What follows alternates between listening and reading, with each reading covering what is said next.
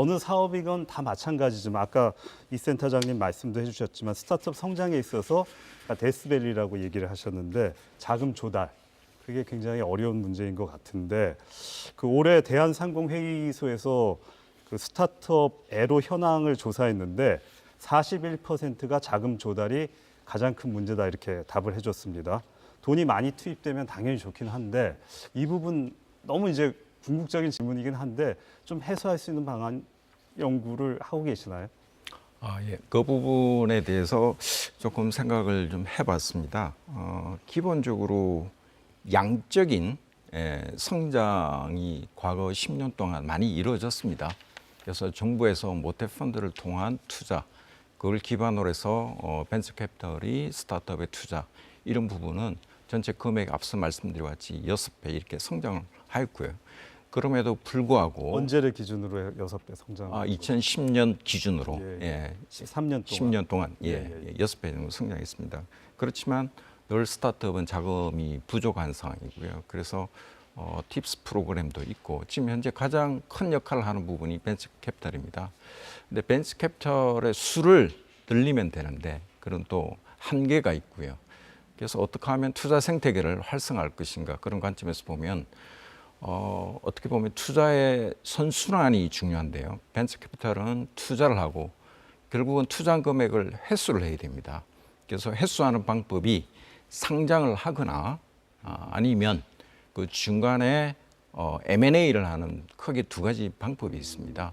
그래서 우리나라에는 기본적으로 상장하는 데까지 소요된 기간이 평균 한 14년 정도 걸립니다. 그 14년 의미는 다시 말씀드리면 그 금액이 투자한 금액이 묶여 있다고 생각하시면 됩니다.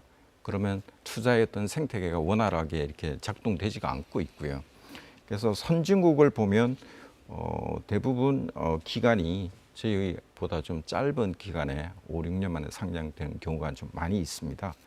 그래서 제가 생각한데 투자 생태계를 활성화하기 위해서는 단순한 IPO뿐만 아니라 주로 M&A를 좀 활성화하는 게 맞다라고 생각합니다. IPO는 상장을 말씀드린 거고요. 그래서 실제 그 M&A 부분은 대기업들이 미래의 성장 동력을 발굴하기 위해서 전 세계적으로 새로운 아이디어를 찾고 있습니다. 그래서 국내에서도 많은 아이디어가 있고요. 그래서 실제 대기업에서 최근 들어와서 M&A가 어느 정도 규제가 조금 완화되면서 인수합병이 좀 이루어지고 있습니다. 그럼에도 불구하고 아직은 조금 부족한 부분이 있는데요. 그래서 M&A 관련된 규제가 좀 완화되면 투자의 생태계, 다시 말해서 투자의 어떤 선순환 구조가 좀 더 빨라지지 않을까 저는 그런 생각을 하고 있습니다. 스타트업 기업들이 그러니까 궁극적으로 뭐 M&A를 추구하진 않을 거고요. 예. 자체적으로 상장도 하고 뭐 발달해가지고 규모를 키우려고 할 텐데 예. 그 부분은 이제 제가 조금 이따 대기업과의 협력 문제를 얘기할 때 다시 예. 질문을 드리겠습니다. 벤처 캐피탈 얘기를 하셨는데 벤처 캐피탈 뭐 굉장히 그 자금 순환에 있어서 결정적인 역할을 한다고 했는데 지금까지의 벤처 캐피탈의 역할, 스타트업 기업의 성장에서의 어떻게 평가를 하고 계십니까? 예. 크게 투자 주체별로 보면 뭐 엔젤 투자, 그다음에 엑셀러레이터 창업 기획자라고 합니다. 엑셀러레이터 AC, 그다음에 VC 벤처 캐피탈 이렇게 크게 세 가지로 나눠집니다. 근데 투자 분야 쪽에서 보면 크게 역할을 하는 부분이 저희 센터도 엑셀러레이터 AC이고요. 그다음에 그 부분이 VC인데 일단 AC하고 VC에 대해서 간단하게 좀 말씀드리고 VC에 대해서 말씀드리겠습니다. AC는 주로 저희 센터 같은 경우는 초기 기업에 좀 투자를 합니다.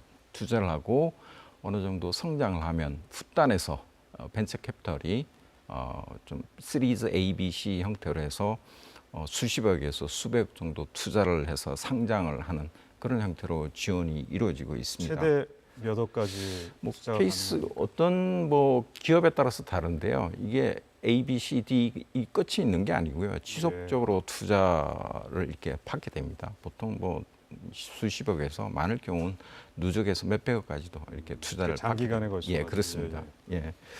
그래서 일단 VC의 역할 관점에서 말씀드리면 VC는 AC가 육성한 기업을 더욱더 이제 성장시키는, 우리가 표현할 때 일반적으로 스케일업이라고 이야기합니다. 그래서 스케일업 되도록 투자를 한 부분에 있고요. 두 번째는 실제 저희 센터에서 스타트업에게 저희가 보육을 하고 있지만 좀 더 전문화된 서비스, 법률, 다양한 산업 섹터에 있기 때문에 법률, 의료 여러 가지가 있습니다. 그런 쪽에 좀 더 전문화된 서비스를 지원하고 있고, 뿐만 아니라 글로벌 진출까지도 지원을 하고 있습니다. 그리고 세 번째 좀 말씀드리고 싶은 거는 VC가 최종적으로 어떻게 보면 상장 내지 M&A를 담당을 하고 있습니다. 그래서 투자의 선순환에 관련된 부분에서 큰 역할을 하고 있는 게 VC의 역할이라고 그렇게 생각하고 있습니다. 어떻게 평가할 수 있을까요? 여태까지 그 벤처 캐피탈의 역할에 대해서. 지금까지 외국하고 좀 비교를 해주실래요? 외국하고 좀 비교를 뭐 어떤 그 양적인 관점에서, 데이터 관점에서 좀 말씀드리면 저희 최근 10년 동안 VC는 정부의 모태 펀드를 기반으로 해서 많이 성장을 해 왔습니다. 그렇지만 해외에서 보면 기업형 VC가 있습니다.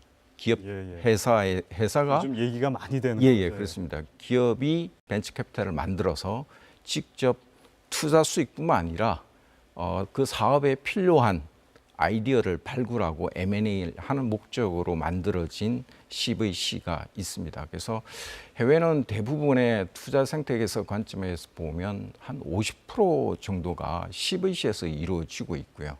일본도 마찬가지입니다. 거의 한 45% 정도가 기업형 투자회사 CVC로 이루어지는 반면에 우리 대한민국에서는 그런 부분이 한 20%, 30% 정도밖에 되지가 않습니다. CVC가 대부분이 벤처 캐피탈에 대해서 지금 의존하고 있는 상황입니다.